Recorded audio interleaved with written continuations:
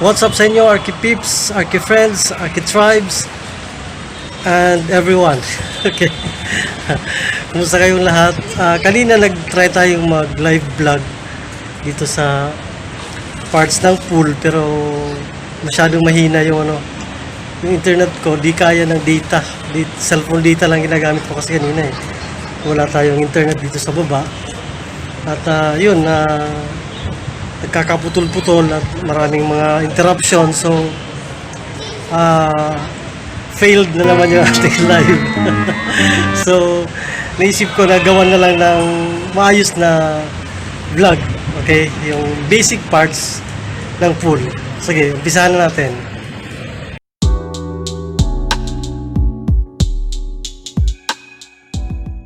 Alright, isa sa mga nabanggit ko kanina ay yung sinasabi ko na doon sa ating live vlog, nabanggit natin basic part ng isang pool ay ito, yung makikita nyo yung puti na yan. Ang tawag dyan ay yung skimmer or skimmer basket. Okay? Dyan pumapasok yung mga tubig na galing sa pool, tapos sinasala niya yung tubig na merong mga dahon, may debris, parang suction yan. So dyan pumapasok, tapos pag pumasok dyan yung tubig, hinihigop yan ng pump papunta doon sa pump station. So nandun yung pump station, doon yung pump station, okay?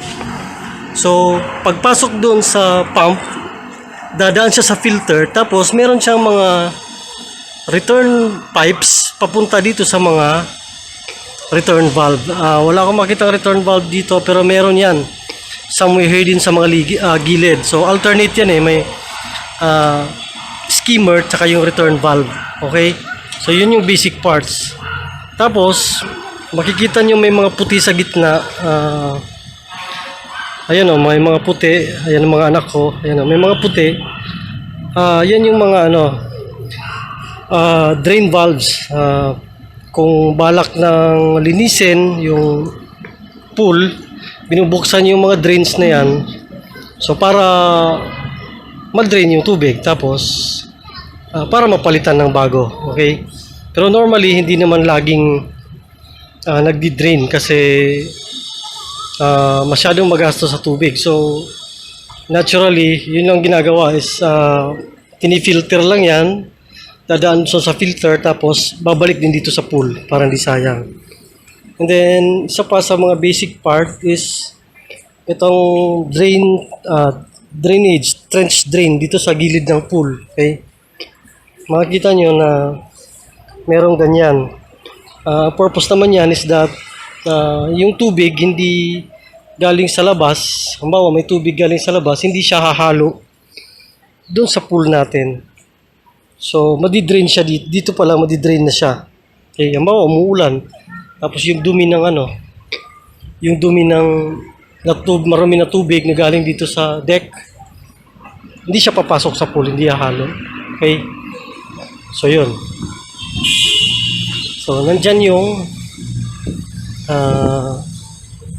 pump station. Diyan nakalagay yung pump saka yung filter. Tapos babalik yung mga return pipes pabalik dito sa pool, okay? Ito naman yung pang-adult pool. Basically, yun lang yung part ng medyo magulo lang siya sa piping. Pero basically, yun lang yung parts niya. Okay? Tapos, ngayon, ang mga ginagamit na ngayon, sa panahon ngayon, as deck, ito, mga WPC. Wood plastic composite para sa mga decks. Akala natin kahoy yung tsura niya, pero WPC yan, okay? So hindi na siya kahoy talaga. Ayun, gumagabi na, makikita nyo may mga ilaw na rin siya, okay? Mga underwater lighting. So yun.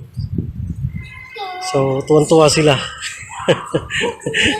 Nakalabas sila dito sa nakapag-swim ulit sila. So, actually pangalawa itong mula nung magkaroon ulit ng GCQ ulit. Okay? So, that's it. So, yun. That was it. Yun yung basic lang naman na ng pool. Kagaya nung nabanggit ko din sa mga interview ko dati kay Joby Gonzalez, para sa isang pool, nasa around 18,000 per square meter ang construction nito. Pero syempre depende pa rin sa benchmark lang natin to. Hindi rin ito eksakto talaga. So para may overview ka lang kung more or less magkano gagastusin mo pag magpapagawa ka ng pool. So nasa 18,000 per square meter. Pagdating naman sa maintenance, hindi na siya ganun kagastos kasi ano naman to ano lang naman, yung pag nag-drain ka ng tubig, maintenance, chlorine, hindi naman ganun ka na, pero syempre yung kuryente kasi sa pump gamit ka rin, diba? So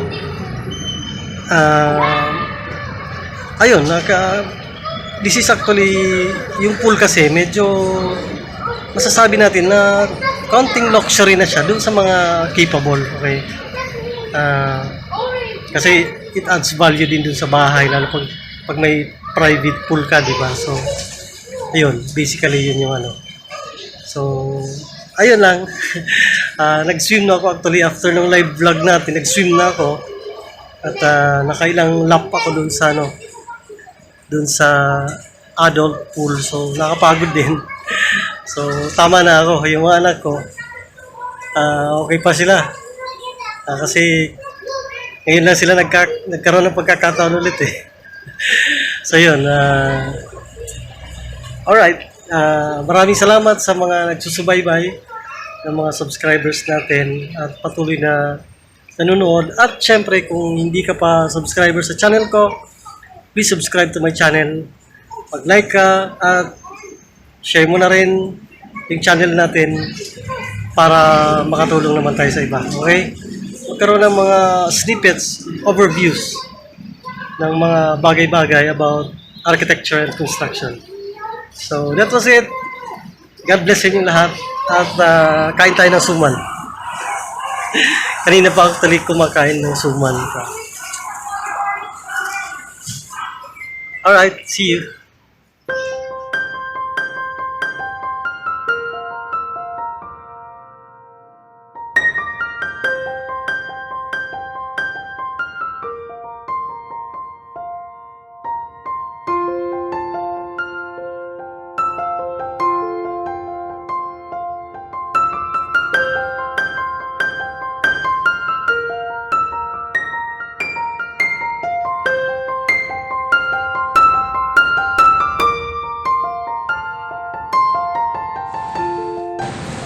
Okay, we're done. Going up already.